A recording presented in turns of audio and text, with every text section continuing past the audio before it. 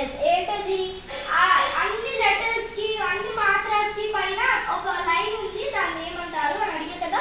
ఇప్పుడు దాని ఆన్సర్ చెప్తాను. దీని ఆన్సర్ వచ్చేసి శిరోరేఖ. శిరోరేఖ అంటే ఏంటి?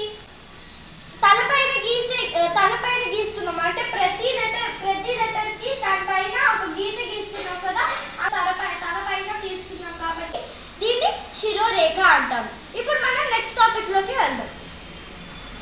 ఇవాల్టి టాపిక్ వచ్చేసి స్వర్కి మాత్ర ప్రయోగ్. ఇప్పుడు స్వర్ మాత్రలు, ఈ మాత్రలన్నీ మామూలు వ్యంజన లెటర్స్ తోటి ఎట్లా ప్రయోగిస్తారు అనేది తెలుసుకుందాం. ఇక్కడ మనకి ఆకి ఏ సింబల్ ఏ మాత్ర లేదు కదా, ఇక్కడ మనం కా తీసుకుందాం. కా అనేది మనం ఫుల్ లెటర్ గా రాసామంటే ఆ ఫుల్ లెటర్ కాదోని ఆ ఉంది అని అర్థం.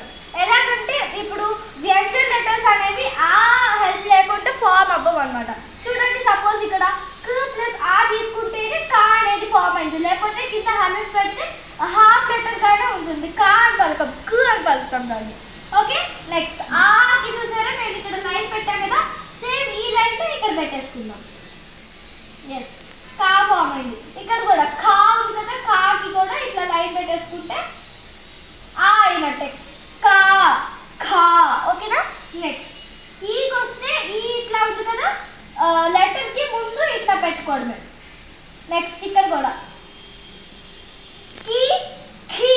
ఓకే, నెక్స్ట్ ఈ బడీకి మాత్ర వచ్చేసి ఇట్ సైడ్ ఉండిద్ది, కాకి తర్వాత ఉండిద్ది. కి ఖీ. ఓకే, నెక్స్ట్ ఊకి ఇది ఉంది కదా, ఇది ఇక్కడ కింద పెట్టుకోవాలి. ఓకే, కు ఖూ. ఓకే, నెక్స్ట్ బడి ఊకి మాత్రకి ఈ సింబల్ పెద్దది పెట్టాలి ఇట్లా, కు ఖూ.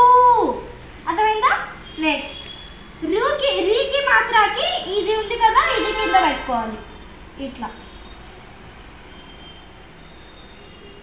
క్రు ఖృ.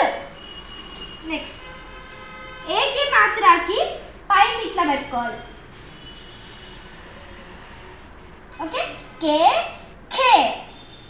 నెక్స్ట్ ఐకి మాత్ర, నెక్స్ట్ కే ఖే. ఓకే, నెక్స్ట్ ఐకి మాత్ర రెండు పెట్టుకోవాలి, రెండు స్లాంటింగ్ లైన్స్. ఓకే, కై ఖై. నెక్స్ట్ ఓకే మాత్ర పక్క నుంచి లైన్ పెట్టుకొని ఇట్లా పెట్టుకోవాలి.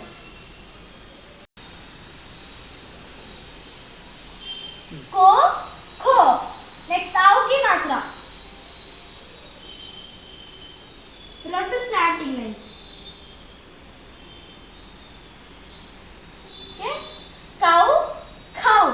నెక్స్ట్ అంకి మాత్ర పైన ఇలా బిందు పెట్టుకోవాలి, కం ఖం.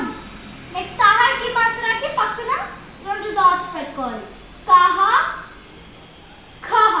ఓకే, సో వ్యంజన మాత్ర యొక్క ప్రయోగం అయిపోయింది.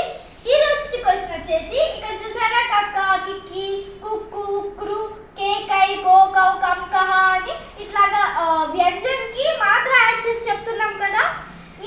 దీన్ని ఏ నేమ్తో పిలుస్తారో మీకు తెలిస్తే కనుక కింద కామెంట్ సెక్షన్లో కామెంట్ చేయండి. నేను నెక్స్ట్ వీడియోలో దీని ఆన్సర్ చెప్తాను.